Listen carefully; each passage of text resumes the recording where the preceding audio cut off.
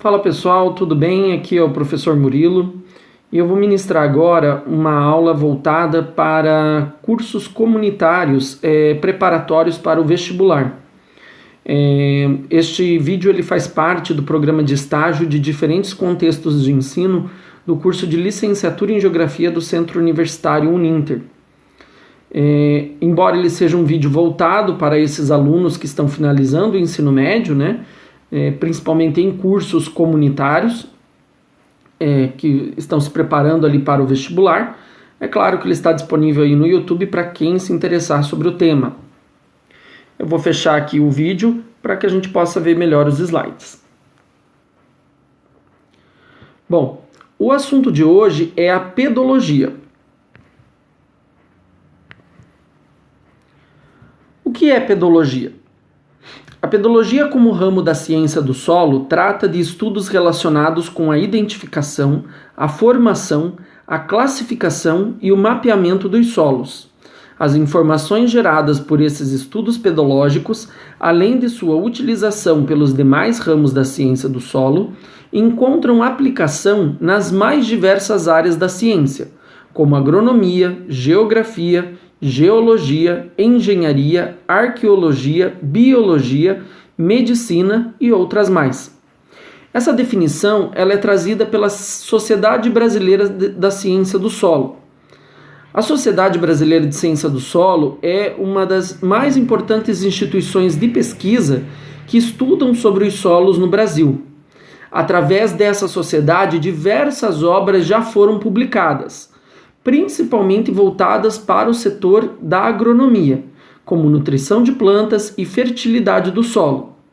Mas a sociedade ela trabalha com outras vertentes, até mesmo na educação dos solos, um dos livros mais recentes da sociedade.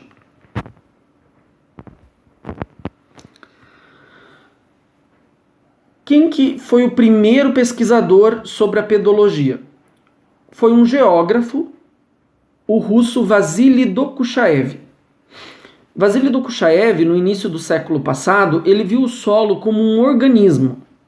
Ou seja, ele deixou de acreditar que o solo seria algo inerte, e sim como algo que se desenvolve. Ele classificou o solo dividindo-o por horizontes.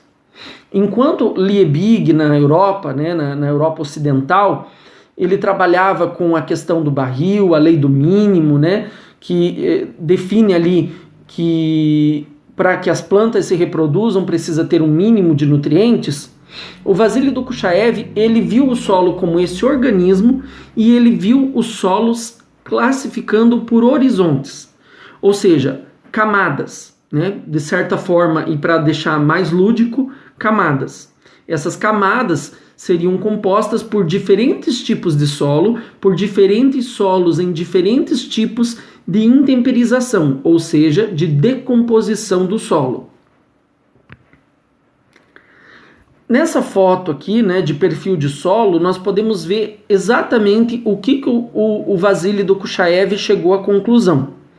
Então nós temos a matéria orgânica, também chamado de horizonte O. O horizonte A vem na sequência, que seria uma camada de matéria orgânica e inorgânica ao mesmo tempo. O horizonte B, que seria uma zona de transição, ali fica uma zona de acumulação, alguns materiais ainda sem intemperizar e outros já altamente intemperizados. E o horizonte C seria os materiais provenientes da rocha-mãe, ou seja, não é rocha, mas ainda não é um solo totalmente intemperizado, ou seja, totalmente livre da rocha. E o horizonte R, ou também rocha-mãe.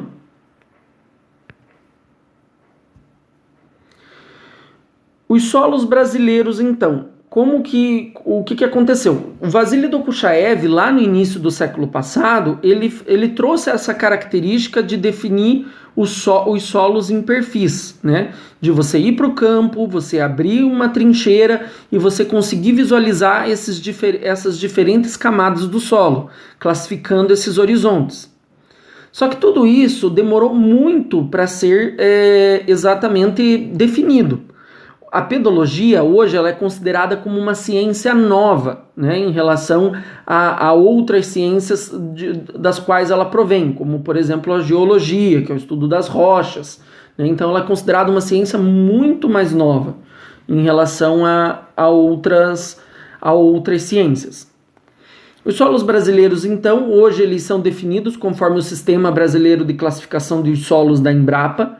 Esse sistema ele passou a vigorar a partir de 1999. Anteriormente era utilizado o sistema americano, que é o Soil Taxonomy. Esse sistema americano ele era utilizado para definir os solos tanto nos Estados Unidos como em diversos outros países que ainda não tinham uma classificação própria. Então, a própria FAO também utilizou muito esse sistema e utiliza até hoje, tanto que ele também, ele não é mais utilizado hoje pelo Brasil, mas hoje ele compõe como um sistema a ser consultado para a definição do sistema brasileiro. Então, o sistema brasileiro, embora seja definido para o Brasil, ele é baseado no sistema americano. Como que é definido o solo para essa classificação? Então ele é definido através da composição da matéria orgânica, da matéria mineral, da atividade de argila, entre outros. Esses outros aqui são caráteres. Esses caráteres, uma das vertentes é a presença de óxidos de ferro e alumínio. Claro que você vai ter diversos outros caráteres, né, para classificação de um solo. E você, uma vez definido um solo, ele ainda pode ter uma subclassificação dentro do manual, dentro do sistema. Outra ferramenta bastante importante também é a classificação de Bowen, onde você consegue observar uma decomposição, né, devido à intemperização dos minerais.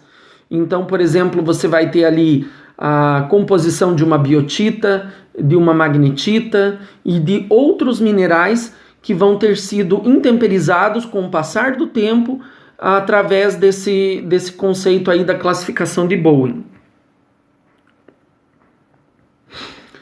Os solos, né? Então, os principais tipos aqui de solos que nós temos são os argissolos, os cambissolos, os chernossolos, os latossolos, os organossolos, entre diversos outros. E cada um desses pode ser definido, pode ser dividido em outras ordens, ou seja, eles não são únicos. Você pode ter um organossolo com 2 ou 3 especificações devido a uma determinada região. Então, por exemplo, onde que nós temos ocorrência de cambissolos? No estado de Santa Catarina. É todo o estado de Santa Catarina que tem cambissolos? Não, mas há determinadas áreas específicas. Organossolos, no estado do Rio de Janeiro. Latossolos, no norte do Paraná. É a mesma coisa. Você pode ter uma determinada alteração de solo até mesmo de uma cidade para outra. Claro, algumas regiões tendem a ter uma maior uniformidade na distribuição desses solos, mas não quer dizer que elas vão ter esta uniformidade. Você pode ter esses solos em diferentes locais, diferentes tipos de solo dentro do mesmo estado, dentro às vezes até mesmo da mesma cidade. Se for um município com uma extensa área territorial, você pode ter diferentes solos dentro do mesmo município. Daí você se pergunta, mas por que eu tenho que aprender tudo isso? Né? Por que eu vou aprender pedologia? Qual a necessidade disso? Bom, a primeira questão aqui nesta aula, que é voltada para a preparação para o vestibular, é por conta disso mesmo. Estas questões elas vão cair em vestibular. E se você tiver algum interesse em algum daqueles cursos, alguma daquelas áreas que eu falei lá no início, como agronomia, geografia, algumas engenharias, né, como por exemplo até mesmo a engenharia civil, que estuda solos, a própria biologia, entre diversos outros, né, engenharia florestal, que estudam, que tem um entendimento sobre solos, você vai acabar tendo esse conteúdo no ensino superior. e também em algum programa de pós-graduação, caso seja o seu interesse no futuro. Então, essas questões de vestibular aqui vêm para explanar um pouco melhor aonde que você vai encontrar o tema sobre pedologia, tá? O tema de pedologia hoje, infelizmente, ele é bastante suprimido nos livros didáticos do ensino fundamental e no ensino médio. Então, muitas vezes as pessoas chegam na hora do vestibular, pedologia, não faço a mínima ideia do que é pedologia. Mas, na verdade, a pessoa já viu durante a vida acadêmica, mas às vezes muito superficialmente e não vai conseguir se lembrar.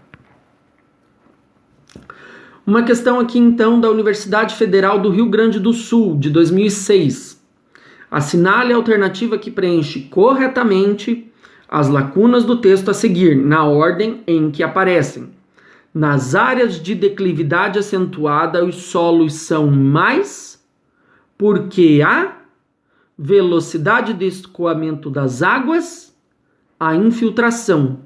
Assim, a água fica pouco em contato com as rochas, a intensidade do intemperismo. Vamos ver as alternativas?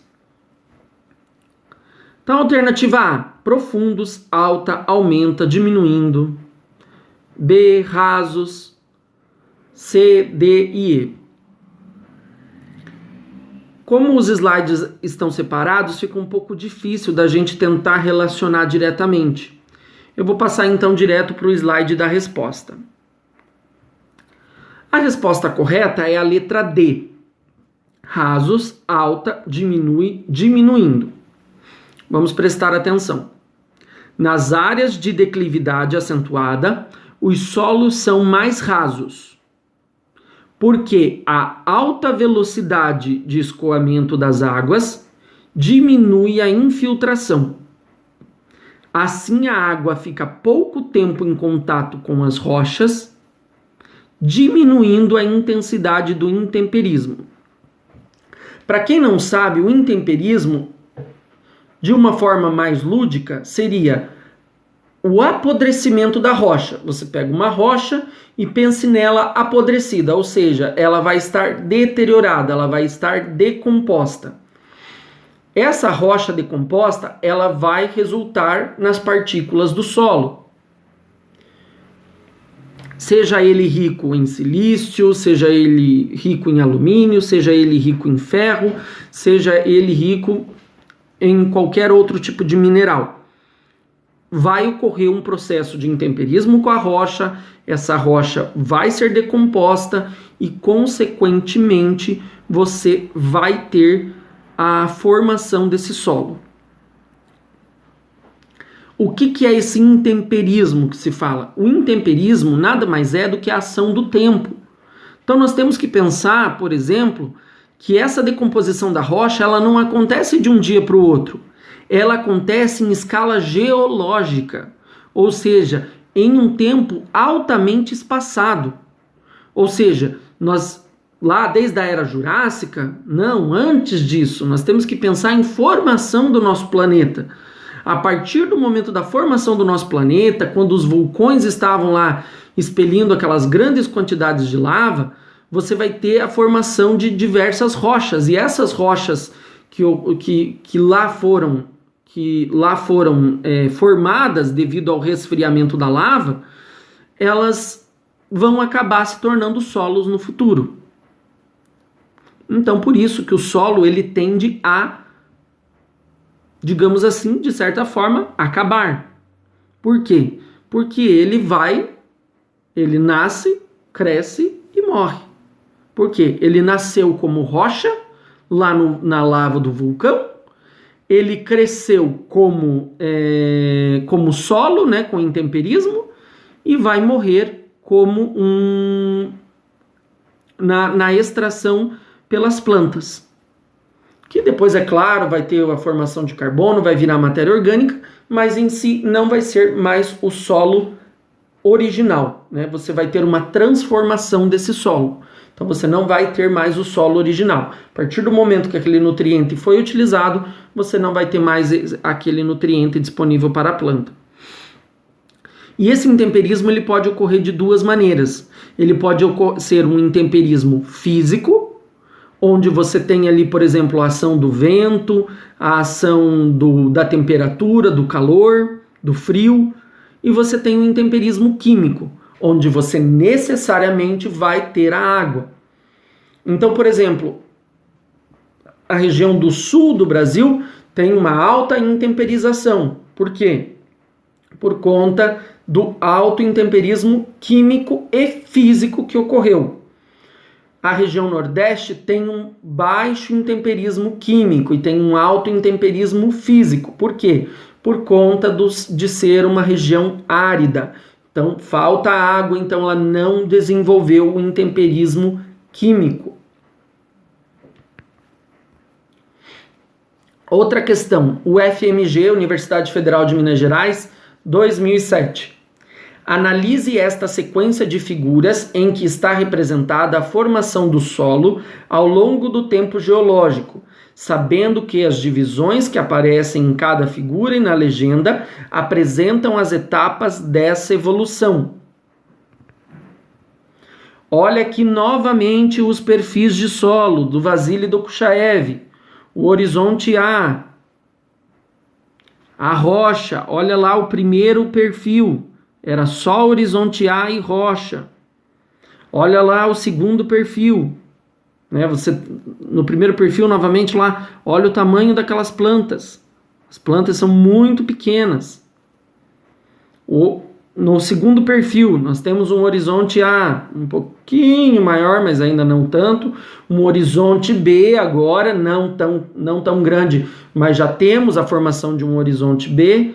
Pouca coisa de um horizonte, um pouquinho maior de horizonte C e rocha, muita rocha. O terceiro perfil, ó, a planta já está crescendo mais, já temos uma planta maior.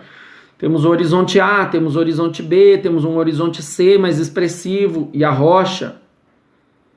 Olha um tempo atual, né? Por exemplo, aqui no Paraná, digamos assim, em algumas regiões, horizonte A, horizonte B, olha o tamanho desse horizonte B, horizonte C, ó, lá embaixo já, rocha bem lá para baixo. Então nós temos um solo muito bem formado e tudo isso em escala de tempo geológico. A partir então da análise destes perfis de solo, é incorreto afirmar que esta sequência de figuras sugere que a evolução e o aumento da espessura do solo estão condicionados à escala do tempo geológico. B. O crescimento aéreo e subterrâneo da vegetação é inversamente proporcional ao desenvolvimento do solo. O desenvolvimento do solo ao longo do tempo resulta na sua diferenciação em horizontes. D. O material inorgânico presente no solo resulta de alterações ocorridas na rocha?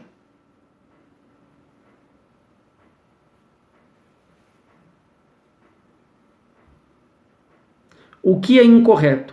O material inorgânico presente no solo resulta de alterações ocorridas na rocha? Sim, o material inorgânico é proveniente do intemperismo da rocha.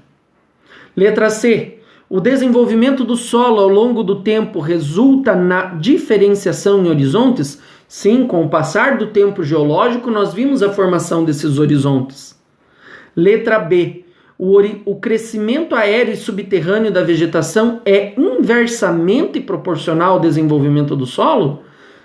Claro que não. Nós vimos lá, no primeiro perfil, nós tínhamos plantas muito pequenas e no último perfil ali, com o desenvolvimento do solo, árvores, grandes plantas, né? Plantas já muito maiores, porque elas conseguiam crescer.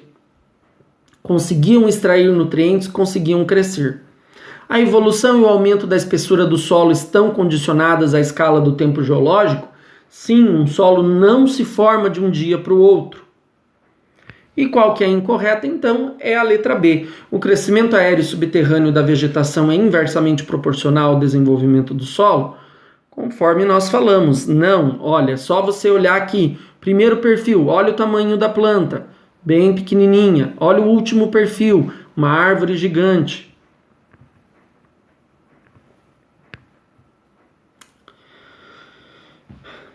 Então, gente, vocês viram ao longo dessa aula a importância que tem a pedologia, né, nos mais diversos campos. Mas, principalmente, nós precisamos entender que a pedologia faz nos entender a dinâmica que ocorreu em todo o planeta Terra em sua formação. Então, nós temos ali, desde os períodos geológicos lá até os dias de hoje, uma formação desse solo, ou seja, se hoje nós temos uma alta produtividade de soja no Brasil, que é um dos fatores mais importantes para a nossa economia, é por conta desse solo que se desenvolveu.